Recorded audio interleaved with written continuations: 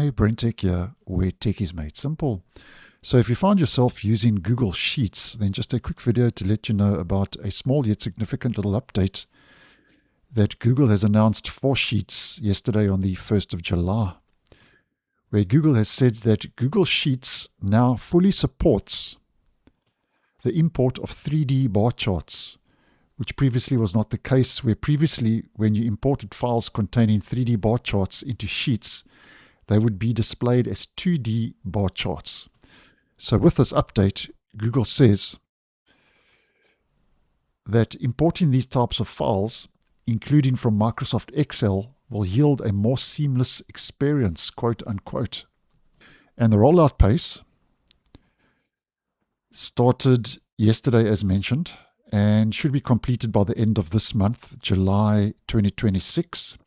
And the availability is to all Google Workspace customers and users with personal Google accounts, which I do think, if you are using Sheets, is a nice move in the right direction. So thanks for watching, and I'll see you in the next one.